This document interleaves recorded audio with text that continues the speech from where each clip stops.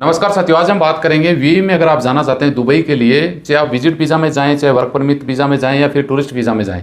इन किसी भी प्रकार के अगर आप वीज़ा में जाते हैं तो उतरते ही कम से कम आपको 10 काम तो कर लेना चाहिए। यहाँ से लेके वहाँ तक पहुँचने में अगर आप इन चीज़ों का ध्यान रखेंगे पहले से, तो मुझे नहीं लगता कि आपको दिक्कत आने वाली है। तो इस पर हम वीडियो में बताएंगे कि अगर आप यूएई जा रहे हैं तो किन चीज़ों का ध्यान रखें, ये काम अगर पहले कर लेंगे तो आपको दिक्कत नहीं आने वाली है।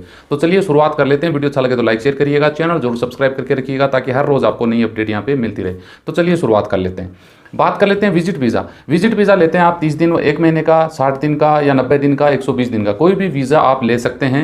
जिनकी वीज़ा की प्राइस आपको लगभग पता ही होगा। इनके साथ में आपको रिटर्न टिकट लेना जरूरी होगा। आपको ध्यान रखिएगा कि विजिट वीज़ा में आप जाते हैं तो रिटर्न टिकट नहीं लोगे तो एयरपोर्ट पर आपको दिक्कत आ सकती है। डमी टिकट के चक्कर में मत रहना भैया। बहुत सारे एयरलाइन वाले होते हैं वो टिकट को चेक कर लेते हैं, फिर आप ऑन द स्पॉट टिकट बनाते हो, नहीं बन पाती है, दिक्कत हो जाती है। समझ गए। इंश्योरेंस मस्ट होती है, इंश्योरेंस भी साथ में लेके रखें। लगेज की बात करें तो लगभग 7 kg के करीब आप हैंड बैग में रख सकते हैं। बाकी 20-25 kg वो डिपेंड करता है कि आप कौन सी फ्लाइट ले रहे हैं। कम से कम 20 kg तो है ही आपके पास। समझ गए ना। वेट आप अपने साथ ले सकते हैं जिसका कोई चार्ज आपको अलग से नहीं देना पड़ता। आगे अगर बात करें तो गलत सामान। अब गलत सामान कौन सा होता है? बहुत सारे ऐसे सामान होते हैं जो अलग अलग एयरपोर्ट्स पे सरकारों के द्वारा बैन किए होते हैं, वो सामान आप नहीं लेके जा सकते। एग्जाम्पल के तौर पे इंडिया में जो चीज़ 1 नंबर में है, यूएई में वो चीज़ 2 नंबर में मानी जाती है। तो बहुत सारे जैसे भांग है, इंडिया में भांग नॉर्मल है, समझ गए, लेकिन वहाँ अगर आप लेके चले गए तो वो नशे की कैटेगरी में आती है, एयरपोर्ट पे दबोच लिए जाओगे। तो पहले से आप इन चीज़ों में सावधानी बरत लें।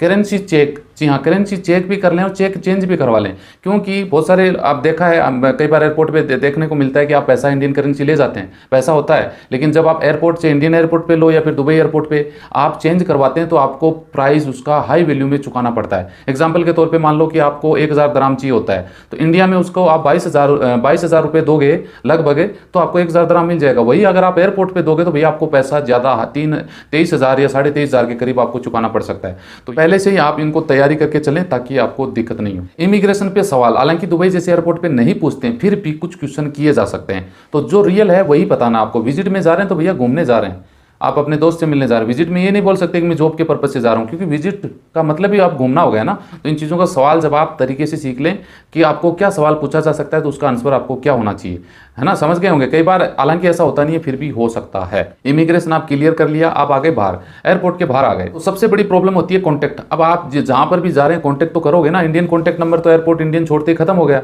अब वहाँ पे आप कैसे करोगे? वाईफाई बहुत सारे लोगों को जो कनेक्ट नहीं हो पाती है, या फिर आपको कॉन्टैक्ट करने के लिए नंबर चाहिए होता है, तो आप एक सिम कार्ड परचेज कर सकते हैं। आप चाहें तो दुबई एयरपोर्ट से भी सिम कार्ड परचेज कर सकते हैं, जिसमें आपकी वैलिडिटी वीज़ा के हिसाब से रहेगी। लगभग 90 दिन की आप मान सकते हैं आपकी सिम की वैलिडिटी रहती है। तो उसमें बैलेंस वगैरह होगा तो आपको दिक्कत नहीं आएगी। जिससे आप कॉन्टैक्ट करना चाहते हैं आप कर सकते हैं। अब आप निकलेंगे कैसे, जाएंगे कैसे? आप टैक्सी से जाएं, शेयरिंग टैक्सी से जाएं, बस, ट्रेन, कैसे जाएंगे?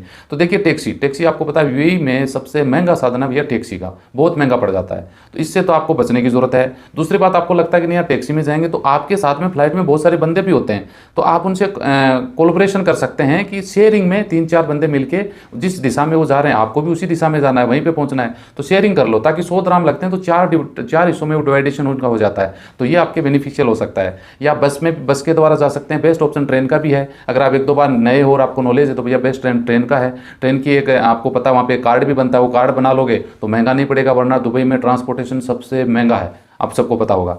अब रेजिडेंस की बात करें तो आप रहोगे कहाँ पे? आप फ्री में रहोगे, दोस्त के पास रहोगे, या वीज़ा के लिए जा रहे हो, शेयरिंग बेड, क्या करोगे?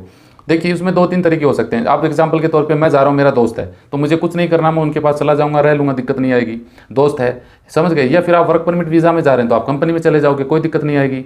या फिर आपको लगता है कि लिमिटेड है कि आपको वहाँ पे रह के जॉब सर्च करना है, कुछ टाइम रुकना है, तो आप शेयरिंग बेड का ऑप्शन चुन सकते हैं। शेयरिंग बेड में आप सबको पता है एक कमरे में 4-5 बेड होते हैं, वो शेयरिंग हो जाता है। एक कमरे का अगर 1000 दराम लगता है तो वो तो आपके लिए इम्पॉसिबल है, महीने का 45,000 बन जाता है। उसी कमरे में 4-5 बेड होते हैं तो 300, 400, 500 दराम में वो बेड आपको मिल जाता है। या हॉस्टल्स वगैरह कुछ समय के लिए भी आप ले सकते हैं। होटल तो भैया बहुत महंगे पड़ते हैं, आप सबको पता ही है। बाकी आपकी जैसी आपकी जेब बोलती है वैसे आप इसमें कर सकते हैं। अब बात करते हैं कि अगर आप जॉब के पर्पज से जा रहे हैं विजिट वीज़ा में, जॉब सर्च कैसे करेंगे?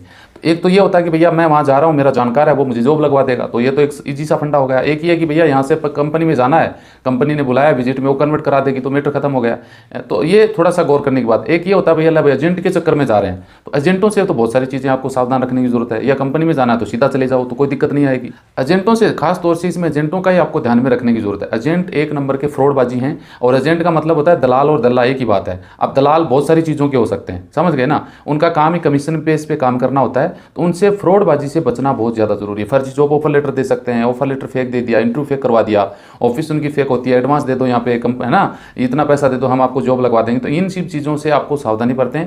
कंपनी में कौन सी जा रहे हैं पहले चेक कर लें, ऑफर लेटर भी चेक कर लें, उस पर ऊपर साइन करने से पहले उसकी क्या कंडीशन है वो उनको फॉलो जरूर कर लें। हो सकता है वो फॉलो वो आपको बता रहे हैं वो आप उनको एग्री नहीं करो तो फिर दिक्कत हो सकती है। तो बहुत सारी चीज़ें हैं, सावधानी बरतने की जरूरत है। और जो एजेंट है ना दुबई में बैठे हैं भैया, इंडिया जैसे ही हैं, इंडिया के एजेंट वहाँ गए थे, जो गए तो थे काम करने के पर्पज से, वहाँ पे जाके बन गए वो एजेंट, तो अच्छा खासा लूट वो लोग कर लेते हैं, क्योंकि लोगों की इंक्वायरी मेरे पास आती है, उस आधार पर मैं आप लोगों के साथ बता रहा हूँ। तो ये बातें आपको ध्यान में रखनी चाहिए। अब विजिट वीज़ा में जा रहे हैं भैया, एक वीज़ा 1 महीने का 2 महीने का ले लिया, काम नहीं बना, आपको जॉब लगना है तो वीज़ा एक्सटेंड करवा सकते हैं। अब एक्सटेंड करवाओगे कितनी फीस लगेगी, लगभग जितना यहाँ देके जा रहे हो उतना ही पैसा आपको दोबारा देना पड़ेगा, एक्सटेंड हो जाता है। चाहे आपके पास कोई भी वीज़ा हो, ऊपर नीचे थोड़ा बहुत 100-200 ग्राम का फर्क आ सकता है, बाकी ज़्यादा फर्क नहीं आएगा। तो ये चीज़ें मैंने दुबई से रिलेटेड आप लोगों के साथ शेयर की हैं। ये सब चीज़ें आपने अगर पासपोर्ट जेब में उठा के दुबई जाने की सोची है तो आपको इन सब चीज़ों का सामना करना पड़ेगा। अगर इन चीज़ों में आप सतर्कता से बरतोगे तो मुझे नहीं लगता कि आपको दिक्कत आने वाली है। तो बस ये अपडेट आप लोगों के साथ शेयर करना था। वीडियो अच्छा लगे लाइक शेयर करिए। मिलते हैं नेक्स्ट वीडियो में अच्छी जानकारी के साथ। जय हिंद, जय भारत।